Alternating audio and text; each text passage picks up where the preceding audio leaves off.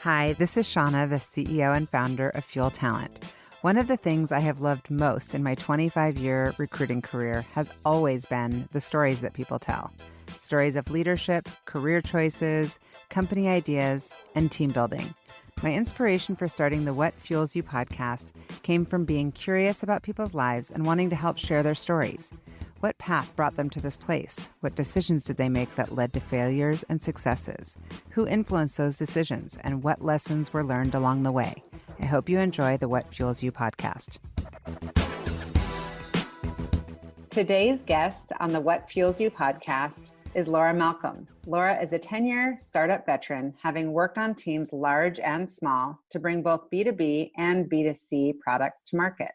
After experiencing the unexpected stillbirth of their first child, Laura and her husband James saw how much work was created for their friends and families that wanted to be supportive from around the country, and they knew that there had to be a better way. In 2016, they launched Give InKind, a platform that's changing the way people give, receive, and coordinate support through major life events, allowing users to lend a hand from anywhere. Laura and James now have 2 beautiful boys, and she serves as a board member for Pregnancy After Loss Support. Welcome, Laura. Thank you for being here. Thank you for having me. I'm so happy to be here. Of course. And I'm grateful to Leslie for making it happen. You and I have been in so many of the same rooms and kind of peripherally met. And then in talking to you, I was like, oh my gosh, I have to have you on the podcast because this is such a cool business, and your story and the timing and everything. I'm personally using it right now, and what a gift to everyone, and a sad way for it to come to be. But I guess a light at the end of the tunnel when you think about what you've given back to everybody through this business. So thank you. Thank you. Yeah. Okay. So we're going to start with some rapid fire. What is the trait that you most cherish in a friend?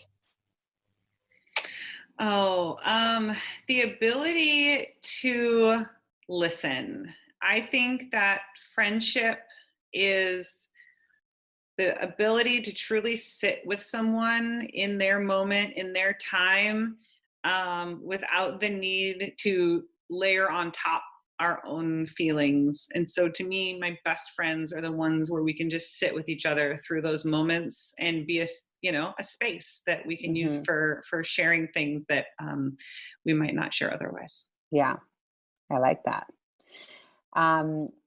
What is the best way that you have found to keep your boys entertained during this pandemic? Time at home with the fam. Well, I am very fortunate that I married an artist. And so luckily he does a lot of the entertaining. Our house right now, they took whatever things you saw on the internet about people making stuff out of cardboard, they did it. We have an enormous cardboard playhouse. We have a 2-story cardboard slide. They have been crafting incredible works and playthings out of cardboard. So yeah. Oh, that's awesome. How old are the kids now? 2 and 5. 2 and 5. Yeah. I think it's great. Yeah, the other one I will say is NetBricks. We signed up for a Lego subscription. Now, I don't think they were fully prepared to scale to the needs of the pandemic and everybody signing up for their service. Oh, interesting. But Legos by mail has been very neat. It's the only way that my 5-year-old was going to get to build a Star Destroyer. Of course, they started at the top Lego set. Oh, that's awesome. Okay, so Laura, are you an introvert or an extrovert? Or the in between, ambivert? I have recently learned that I am in between. I didn't know that was, and I have not read enough to understand whether I'm an introverted extrovert or an extroverted introvert. But I love public speaking. I hate networking. Gives me deep-seated anxiety, but I can stand on stage. And apparently that sort of classic difference between introverts and extroverts. Interesting. Okay. What is a word that is most often used to describe you as a leader or your leadership style? Authentic. Nice. We really value and encourage authenticity within our company, and as we grow our company, and as we look to our leadership team, um, uh, we are very much into bringing our whole selves to work. And as we'll talk about, what Give InKind is, and you'll understand the types of people that come to work at Give InKind, many of whom have a story of their own and a reason to be there. Mm-hmm. And we help people through so many different situations that I think really respecting the fact that everybody has a reason to be there, and Mm-hmm. creating space to recognize that is a really important part of who we are as an organization. Yeah. What is your favorite music genre or type of music to listen to? So I'm one of those people that this is very hard to peg down, because I was raised with such a wide array of music. So we listen to everything on a daily basis here. But I will say that my heart is with my dad's genre of music, which my husband calls storyteller rock. So Mm, the John Prines and Lucinda Williams and Nego Case is from here. Lyle Lovett I've seen a bunch of times. So I mean, I think that touches many of the other genres that we listen to, but I have a special place in my heart for the yeah. storytellers. Well, this is not linked, but slightly linked, I guess. If you could be a famous singer, actor, writer, or athlete, what would you choose? I am. Can I just choose to be a famous entrepreneur? I have no Uh-huh. skills. I have Well, but never that's why I'm considered saying if myself. you could have a skill, I guess that would be the better, if you could act, sing, write, or play a sport. I guess I would be a singer, because I do have a passion. I mean, I would even take just being a really good karaoke singer. Yeah, right. No, I get it. 'Cause you're like, I want to tell stories. I want to use my voice. And how great Yeah. would it be if it actually sounded good? No, I understand that. Yeah, you could be a famous entrepreneur. I think you're on your way, right? All of our listeners need to help make that happen. Well, we're going to get into your story. I've got one last rapid fire question for you. I guess it would be, what would our listeners, or anyone for that matter, be surprised to learn about you? Ooh, this is actually, I have so many, because this is like one of my favorite, two truths and a lie. It's like one of my favorite games. Before I took an abrupt career shift into tech, I was a nanny to the stars. So I did lots of celebrity and high profile, high security nanny positions, Mm-hmm. and then Under transitioned into NDA, I'm tech. sure. Many NDAs. Yes. So a lot of Well, fun stories there that only occasionally come out. yeah. Well, I could give you a couple martinis and get them coming out of you. I'll make it happen down the road once we're in person. Okay, so take me back, because that's actually a super fascinating beginning of your career. I would definitely argue that sets you up for just about anything. If you can take that, right? But where are you from? So I'm from the Northwest. I grew up outside of Gig Harbor, which is outside of Tacoma. Mhm. I grew up in a rural area at the end of the Key Peninsula, and then went to high school in Tacoma at Charles Wright Academy. Oh, you went to Charles Wright. Okay, cool. And then you ended up at UW. What did you Mhm. think when you were in college that you kind of wanted to be when you grew up? So I thought all the way pre-college I was going to be a doctor. I was supposed to be a doctor. It was the only thing I ever wanted to be, and I thought that all the way up until sort of the halfway through my sophomore year at UW, which I think is a really common time for people to realize that they are actually not going to go to med school. If they're Yeah. not going to go, that's kind of the time. It was What like kind of doctor did you think you wanted to be? um, anything touching children and babies. So as I Oh, was raised, it was going to be a pediatrician, or perinatology specialty, be an OB. So anything with babies and kids. I mean, that's I just kind of fascinating, don't you think? Given this yeah. whole story, that's amazing. And were your parents doctors, or do you have anyone in your family that's in medicine? Nope. Nope. I mean, I have family that's in medicine, but I wasn't exposed to it in that way, but I was fascinated. So I Mm. was reading, the your home medical book, the books that before people accessed everything on the internet, so my mom had the, like, you look up, like, my kid has a rash, so I Yeah. would reid all of those as a young person, just Oh, wow. consuming physiology and medicine. Organic chemistry broke me at UW, and then I thought maybe I would go to nursing school, and then I got a psychology degree, and which I think leads into product management. Yeah. But I didn't really know necessarily what I was going to do with it right out of school. Yeah. So you did the nanny thing and then you somehow launched your way into tech. How did that transition happen? Yeah, so Give InKind is for better or worse, a sequence of sad events. I was Well, recently, before the Give InKind part, like, just you had a whole career before Give InKind in the startup yeah. world and product and marketing. Like, did somebody take a flyer on you when you were a nanny and then said, now I want to get into tech? No, my dad died. That's Okay. the first in the series of sad events. Yeah. So I was working as a nanny, and my dad had a heart attack at 50 and passed away. It was completely unexpected. Oh, And he had made a transition in his life into tech. When I was growing up, he was a tugboat captain. He ran the Red Stack tugs, Crowley, that people see leaving Seattle to and from Alaska, and he was gone for months at a time. And while he was out on the boats, he taught himself to program little handheld computers, and he was always into technology. And I grew up with computers and, you know, modem connections to BBSs, and so exposed to a lot of technology. And then he made a transition partway through my childhood, and had a couple of startups of his own, and then went into project management in evidence discovery, and then he passed away. I'm And so sorry. well, thank you. But that was the first catalyst towards building Give InKind, and really for the transition of mine into tech. So after realizing that, feeling a little lost, and I had moved to LA, and I was working a nanny job there, and realized that I didn't want to be a nanny forever.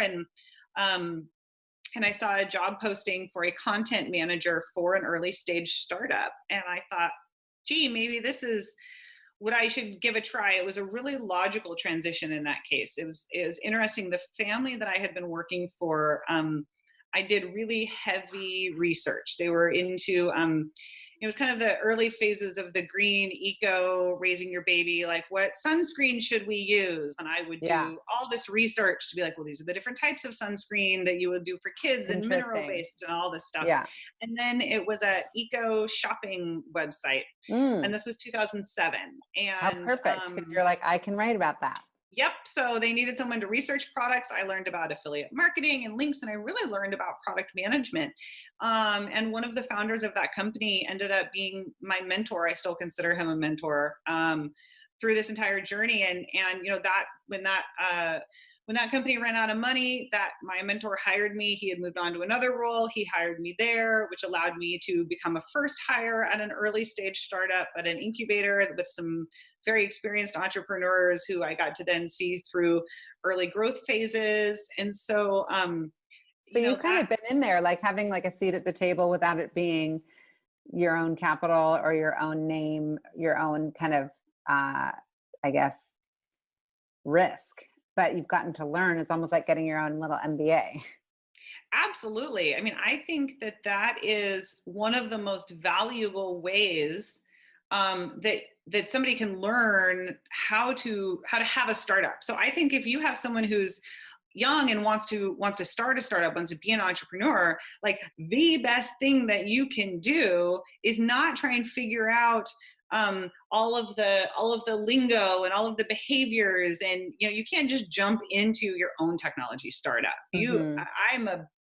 I am bullish on numbers and metrics and KPIs and all of the really, having a company that is efficient. And I think that you have to learn that stuff on someone else's dime, Yeah. frankly. So Learn to on have the an job. Yeah, it opportunity to totally do makes that. sense. Mhm. And so I read in the intro about what happened losing your child, um, and that made you and James realize kind of like there has to be something out there that makes this a little easier for our friends and family all over the country to try to help. Um, were you like clear? Was it a moment of like, aha, we should do this? Or was it like somebody should do this and on to the next? No, it was immediate, and it was me channeling my grief in that way. So I was working as a product manager. I was working in local listings, helping businesses and consumers find one another. I was working for the one of the major Yellow Pages companies, and I was getting ready to go out on maternity leave. I was trying to do a launch. We were launching a major new product. I had 2 weeks left until I was out on maternity leave, and of course, we pushed the release until the very end. And so I was 8.5 months pregnant, and then we found out that our daughter would be inexplicably stillborn, and didn't even know that was a thing. When you say inexplicably, I'm learning on in this podcast. So that's something that they just say, sorry, it just happens sometimes. There's nothing Yep, wrong. correct. There is, of the 1 in 20 births that can be a late term loss, which is defined as a loss after sort of the midpoint of pregnancy. Half the time there is no explanation. She was a 6-pound, 9-ounce, otherwise completely healthy baby girl. There is absolutely no, there's guesses. The cord compression rate, but there was no knot in a cord. There was nothing genetically wrong. They ran every test in the book. And yeah, they just say, sorry, sometimes that happens. And it's I devastating. can't imagine, if I had been close to you at the time. And I do pride myself in being that friend and being a good friend, probably could be a better listener. I tend to try to fix and get in there and like make things better. And I'm like action friend. I would have wanted Give InKind to like set it up and make sure you were equipped. But it's like, you just don't even have the words, to say. No, there's nothing to say. And we saw our friends and family struggling with that. So they actually jumped on who is now one of our main competitors, a site called Meal Train. And they set up a meal train for us. Mm-hmm. We just went home and we didn't need anything. We didn't need money. I was on, my job was like unlimited leave. My husband's too, like, you guys take whatever you need, there was no, we didn't need financial support. And it was just the two of us. We didn't have another kid to care for at that time. And so they set up a meal. Yeah. So they set up a meal train for us. And it took a few days of these meals arriving on our doorstep before I said, well, I'm going to go on and see like what what this is. How are these meals magically appearing in this cooler? Because the directions from our friends were just, there's going to be a cooler outside your house, and every day, between 5 and 6, food will show up. And if you want the login, you can have it. And like any good product person, I looked at Meal Train and I went, this is what they're using. And also, like, not only was it old and clunky, but it was creating extra work because our friends and family were spread across the country. And so, they would sign up and then they were texting each other and texting, our local friends, finding out like, well, what restaurants do they want an order from?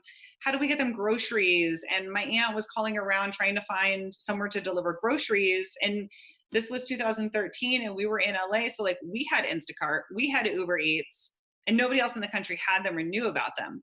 So I'm seeing all this work being created. I don't want to talk to people. I haven't talked to anyone at this point, but I'm in my notebook, like drawing, this is how it should work. When you click on sign up for a meal, it should show you the restaurants that are available in their area. It should show you your grocery delivery options. Mm-hmm. And not only that, it should tell you, here's what you say to a loved one who lost a baby. Mm-hmm. Which is very different from if you're trying to show up for someone who's undergoing cancer treatment, or you're showing up for someone who is a 80-year-old widow. Mm-hmm. Those scenarios are different. The desire to help and the behavior is similar, but you want to wrap it. So at that point, we had thought, we were going to have taglines like support the supporters. We were trying to make this easier, not for us. We were trying to make it easier for our friends and family. Who you knew wanted to help. Yeah. It's ironic Mhm. because as I started to get on the phone with you, I was telling you that we've got a friend who's starting chemo treatment and our daughters are going to walk the dog. And in my mind, I was like, well, if they can't do it today, I'm just going to reach out to our other friends and see if someone else can do it. And, obviously your site allows the pull down of like all those different needs. But also yesterday I went by to walk the dog with my daughter and I brought flowers and he's like, I'm so sorry, we can't accept flowers. And I had never heard that. So I love that your site also has like, know this, know that, so that the person who's creating the page can help guide you. Yeah. And then it Yeah. gave And the then we words. show, I was like, this is incredible. thank you. Well, we try and show the content there too, so that when you're on someone's Give InKind page, we do have the indicators for no flowers and no visitors and phone calls, but then we want you to subtly, not just so that you as the supporter have the information, so that you might read the articles about showing up for someone during cancer treatment, and see some of those things called out, but it removes the burden from the person who's going through that situation from having to tell you and be like, Totally. well, it's awkward for me to tell you. And we have a lot of families going through pediatric cancer treatment on the site. And I talked to those families as we were building Give InKind to really try and understand like specifically what some of their needs were. And one of our top articles on the site is sick kids and thank you notes. Why not to expect one? Because Oh, geez. I would the hope that they wouldn't expect one. but the burden is on, it's true, and people don't, but the way that the families feel, right? They feel like, now I need to sit and write a thank you note, or, like, did you get my gift? Yeah. And so we try and be proactive with putting that content out there so that everybody feels cared for. I just want everybody to feel as cared for as we felt during that time, Yeah. and to With be it, really, with the ease of 2020 and what we've come to expect from a site or from e-commerce or from everybody's like now, now, now, and they don't want to have to go on 20 different sites and manage 20 different lists. They want efficiency. And so this is a nice combo, I think, of both. So tell me more about the business model. yeah. So, because my background was in a variety of revenue streams, I really looked at the behaviors that I knew that people took during this time. So things like sending flowers and sending meals, or looking for a local business in an area. And so I started to look at affiliate programs. So I had experience in what we call aggregated affiliate e-commerce. So bringing in a bunch of listings from different sources and monetizing each one. People might know like Shop Style Today does that, for example. And so I knew that there was a revenue opportunity there. And then my background in local listings also led me to say, well, if I'm trying to find the right florist or dog walker or house cleaner in your area to send you, then I should be able to find who those local service providers are, who we know will come and work in this particular situation. And so we're primarily driven off of affiliate today. We also we sell a gift box that's really picked up a lot of steam in this I time saw where that people with like can't tea go. and self-care. And I saw Mhm. that. Yeah. Yeah, we just reshot all of those because it's actually grown. It was intended really just to be an early revenue test kind of buoy for us while we picked up some other revenue streams. And it's gotten so popular that we now they're like curated in a totally different way. They're really cute. So we just shot some new photography for those because people can't go. Like the ways that we give support, if we thought that it was kind of broken before, like we can't do it now. We can't drop off a meal at our neighbor's house. We can't go to the gift shop to like pick up something to send to our sister-in-law just had a baby. And so, but all of those life situations are still happening. Like people are still having babies and people are still getting diagnosed with cancer. And like it's even harder now. Way And so I harder. think that the role that we play in facilitating that, where like I might have gone and packed up a care package full of groceries for someone who is sick, like now I have to do it with delivery. And Hmm. so I think we have an even greater role to play in making that easier. Yeah.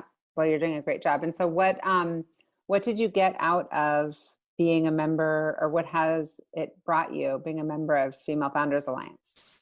Oh, I love Female Founders Alliance so much. I mean, it's been a part of my journey from almost the beginning. I met Leslie in the early versions of the Facebook group when it was, 100 Seattle female Hmm. founders 3 years ago. Yeah. I gave one of my I had Leslie on the podcast, obviously in the very, very beginning. So for those who don't know about Female Founders Alliance, maybe give a little one sentence to remind them for the ones who haven't heard Leslie's podcast or been on their site. Yeah, the Female Founders Alliance is a community of female and non-binary venture scale female founders. Started out as a Facebook group in Seattle, now has thousands or tens of thousands of members all around the country. They've built an incredible program with some great programming, and it really did start as, fireside chats and, space for female founders to get to know each other and ask for resources and share opportunities. And it still is, but they've now been able to really expand their programming. And so we went from being a member of that community to getting to have been accepted into their Ready Set Raise accelerator this last fall, which was very fun to come sort of full circle with them and get to be a Yeah. part of that program. Oh, it's super cool. And so, yeah, so I know that it sounds like the differentiator, as you're starting to say, the affiliate e-commerce relationships and structure that you have is different. And also for Meal Train, as far as just thinking of who a competitor could be, it's just meals. And I've used Meal Train on the receiving end and the giving end, but yours is like holistic approach to all of it. Do they need money? Do they need services? What do they need? And how do we make Exactly. that happen? Yeah, we're really the only aggregated support solution. So we Yeah. see our competitors as being Meal Train or Lots of Helping Hands is kind of on the care coordination. Hmm. You have GoFundMe for fundraising. You have Caring Bridge, which tries to keep friends and family up to date along a medical journey. And then you have sort of the concept of registries or an Amazon wish list. And Hmm. how we look at that end is like, as a society, we've made it acceptable to say like twice, maybe besides when you're a kid, twice in your adult life, you get to say, here are the things that I need. And it's when you get married and you have a baby. But otherwise, we haven't really said like, put all the things that you need as an adult on a wish list or a registry. But when you're going through crisis, there are absolutely things that you need. Gift cards being at the top of them. We have really seen so many people putting on gift cards onto their wish list. Those are ways that people need tangible help that's not just financial. Hmm. But we really are the only platform that has put together the care calendar, the wish list, the crowdfunding, and the user updates onto one Right. place. That's what I love, because you're kind of doing a little bit of all of those things, including the update of like, here's the story of the person and here's what's going on. Um, yeah. And so how have you been able to build those relationships? Because a lot of times those big companies are really hard to break into, and you've got some pretty impressive names on your site. So with most of those, right now we are doing through what are sort of more publicly available affiliate programs, I guess. We're going through a lot of affiliate aggregators to have some of those products on the site, but that Mm. is all changing now. So we have a couple of big partnerships in the works that we'll be announcing soon. That's really exciting. That's going to help us make it much easier for people to do meal delivery ordering. You can imagine the use case for that has grown significantly Of in the course. times of COVID. So, where I would normally make something and then drop it off for a neighbor, like now I'm probably ordering for delivery. And so Mhm. that's grown. So we're going to be doing a big meal delivery partnership soon. Same with gift cards. I mean, there are areas of the business that we had sort of thought early on, people are going to be coming to us for a curated selection of the right thing to send in one of these cases, and they do that too. But what we learned is that people really just want they want really quick and actionable and efficient ways to help, and they want to feel like they're tangible is what I was looking for. They want to feel like they're being helpful, but people also don't love just giving money. So there is this like 150%. psychological Completely. feeling. Yeah, and Mhm. it's almost hurtful, and yet nobody who's going through crisis is trying to be hurtful. But when you're, at least for me, I like to be, I like to help, and I'm a nurturer. And so if I feel helpless as a friend, it's almost worse if they're like, we're good, I don't need anything. But usually that's just because they need the space to be able to just maybe to spend some time doing it and then not have to deal with like ping, ping, ping on the texts constantly. I would imagine that that would, be a full-time job, just trying to maintain updates and what you need. And so I love it. How did you fund the company to begin with? Did you We just bootstrap it? sold, yeah, we sold a house Okay. because we, on a whim, we were living in Los Angeles, where I Yeah. then had met my husband, and then went on to have our first healthy son 1 year after our daughter was born, and so our son was a little over a year old, and my husband had been working as an art director for one of for Apple's ad agency, so he was making Apple ads.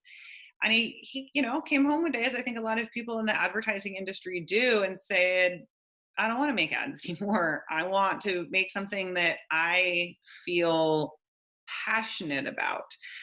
And so we said, I think it's time to make to build Give InKind. And so we were trying to figure out how we were going to do it, and talked to some development shops in LA and friends, and in Seattle, and where were we going to move. And we put our house on the market, because we were planning on leaving LA, and we knew we needed some of it to fund the company. And we ended up finding a development shop in Chiang Mai, Thailand, Mm. and we hired them, and then packed up our bags. And 6 weeks later, we were on a plane with our 15-month-old, and we worked from Chiang Mai for 3 months while we built the first version of Give InKind, and came back and launched the beta a few months after that.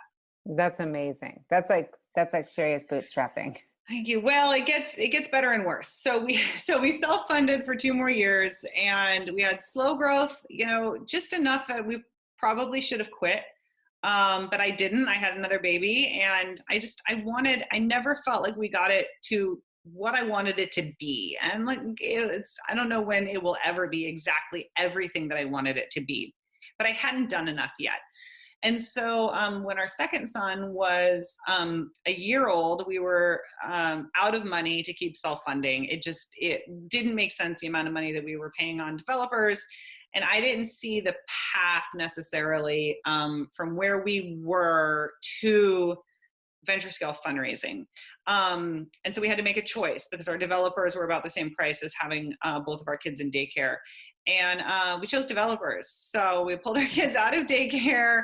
We packed up our house again, and we took 2 kids back to Thailand, because we knew that we could afford to live there, and sat down with our developers and got the next version of Give InKind out.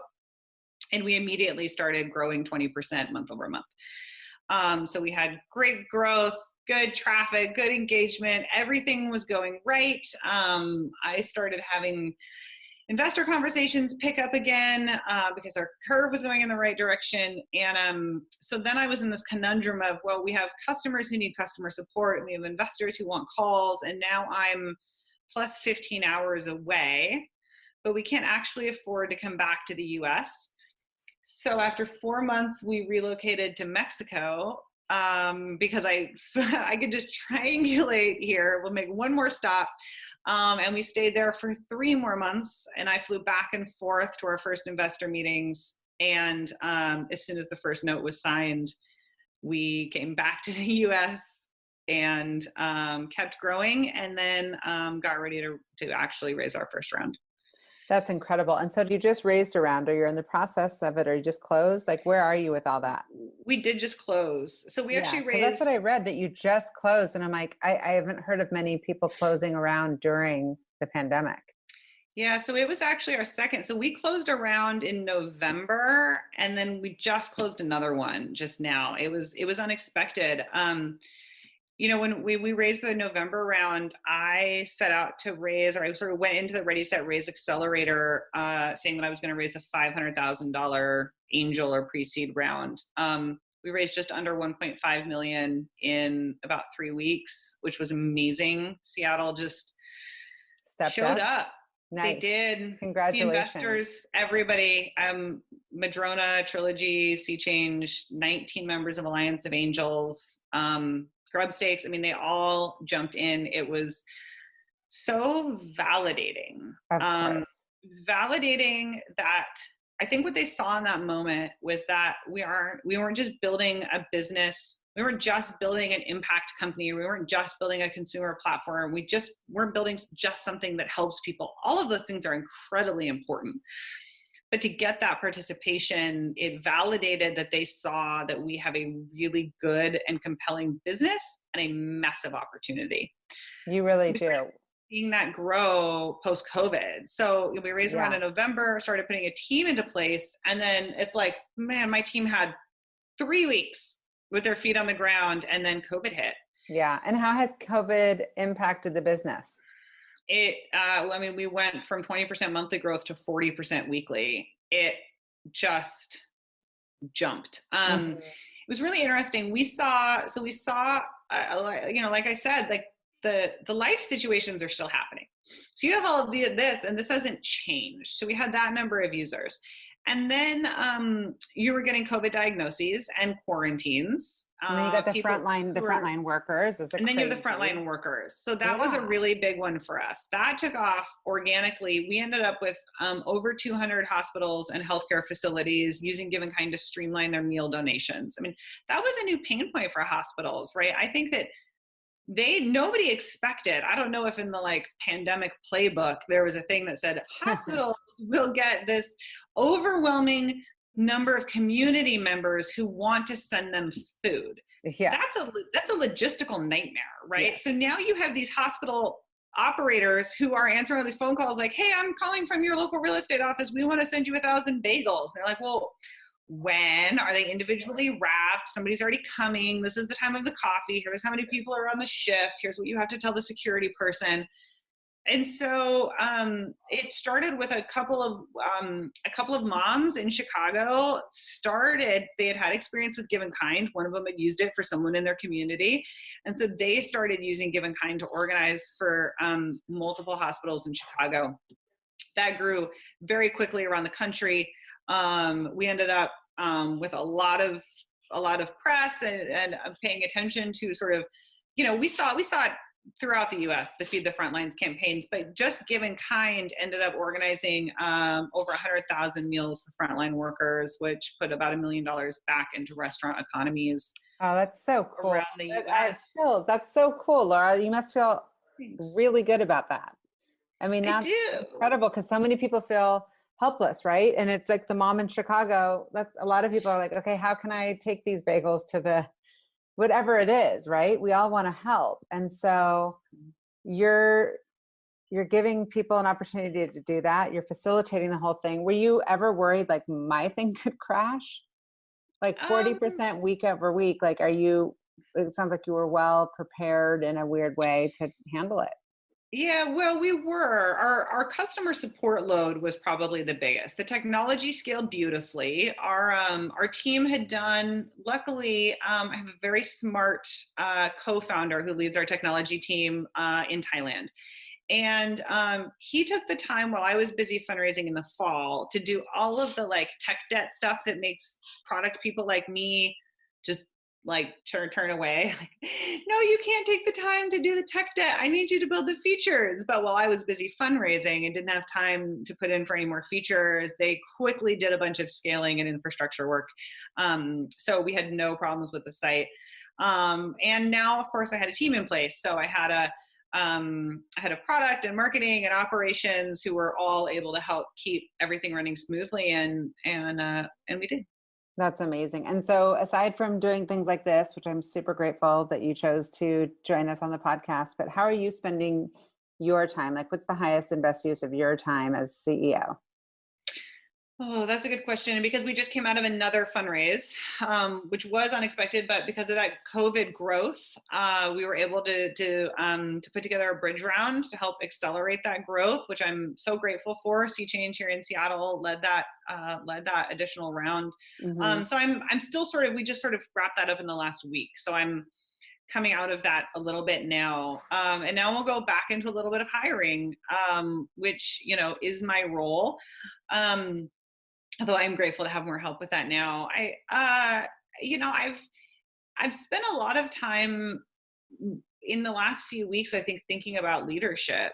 There's been obviously like a lot of conversations right now about Black Lives Matter and diversity and racism and the roles that we all play. And as a leader of an organization, I felt like that's and a brand is very much fallen on me along with my Hmm. team. But Yeah. it's my responsibility to think about how our entire team feels supported, and look at our own hiring practices and the way that we communicate with our users. And so I'd say in the last few weeks, there's been a lot of reflection in a bigger organizational way than I had planned. Yeah.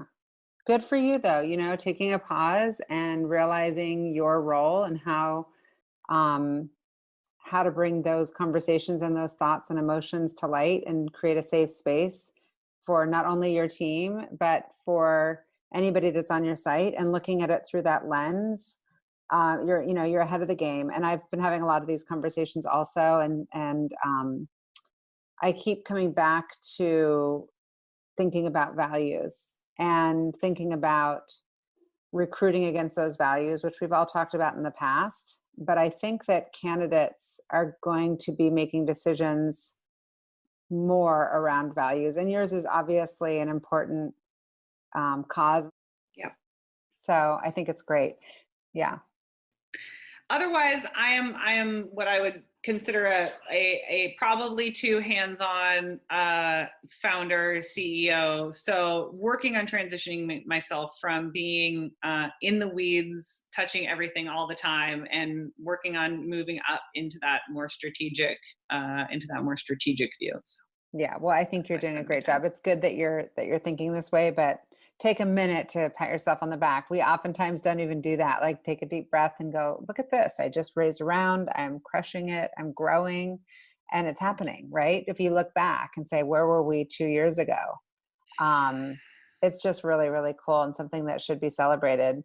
Like if we were all together, it would you'd feel the energy of that, because it's definitely happening. And from afar, I can tell you it's really, really cool to watch. Thank you. And so how are you spending your time, you know outside of Give InKind? How do you take time to take care of you? So I recently started working with a holistic executive coach and breathwork practitioner, who I just adore already. And for me, I see how my own physical permutations of stress manifest for me. And so that was a good outlet for me, is this combination of sort of founder emotional work and the physicalness of breath work. I cycle and I walk and I run and I swim, but I have not, when the gym will open again has made me really sad, to be missing that part out. And I garden. So I am Well, that's a in the lot. yard That's doing yard great. work, pulling weeds. We have a big, beautiful backyard. And so, well, it's a place I can take the boys out and close the door. So all of those are things that we can do, sort of as a To take family. care of yourself, yeah. And what about any hacks or efficiency tools that you use that you can't live without, that some of our listeners could learn from? I'm always asking because, as a working mom CEO, it's can be tough to kind of try to have balance and get everything done. What do you like to use?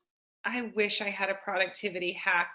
Um, I get my, I listen to business audiobooks while I swim. So when I'm swimming, I have waterproof headphones and I use that time because I am a multitasker. I Yeah, I'm can't the same way. not There's no be way. When I see people that multitasking. are like, I went on a walk and I was like, well, what podcast did you listen to, or audiobook, or who'd you catch up with from college? Like, I need Yeah. to constantly be doing a couple things at once.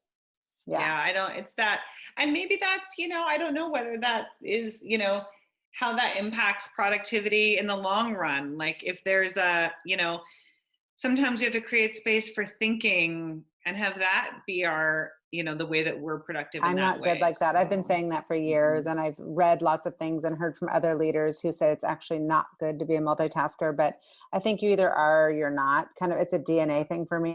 I did switch to superhuman email. I will say that. I use the What is superhuman that? email. Oh my gosh. Well, it sits on top of your Gmail. It's $30 a month. It's one of those like invite only Silicon Valley things. Go and check it out and I can send you an invite.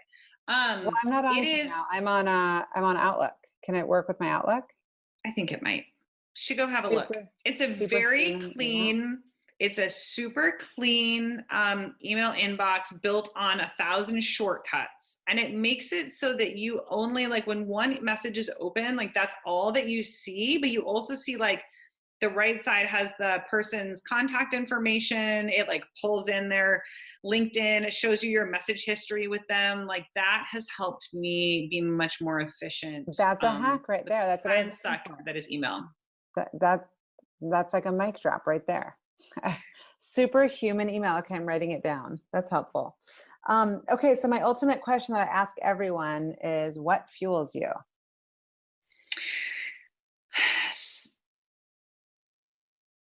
A belief that good things can come from bad situations. I have to hope that that helps. Like, I mean, like this is what I've had to be living by for 13, 15 years, how many years since my dad passed away. Like I saw from the growth that came from every one of those excruciatingly painful situations. And I believe that we can grow and better things can come. I truly believe that is what fuels me, because otherwise it would be really easy to lose energy and lose steam and lose hope, especially when faced with really hard situations. I think true too that an entrepreneur, especially one who has sort of self-funded or hustled, has that belief ingrained in their being. Otherwise, I think that we wouldn't keep going. It's a perpetual optimism, maybe. Yeah, I like that. I wrote down a few things. You're giving some nuggets of wisdom. I really appreciate it. It was awesome. Thank you, thank you, thank you. So for our listeners, Give InKind. I'm on there now. I'm super grateful. And thanks for being on the podcast. Thank you for having me. I'll talk to you soon. Okay. Take care. Thank you for listening to the What Fuels You podcast. Be sure to subscribe, rate, and review on iTunes, Google Podcasts, or Spotify, and follow us on social media to keep up with the latest news and episodes. You can also contact us at podcast@fueltalent.com to provide feedback, ask questions, and share topics or guests you would like us to cover in the future. We hope you feel inspired by our guests and that we have helped fuel your day. Join us next time for another episode of What Fuels You.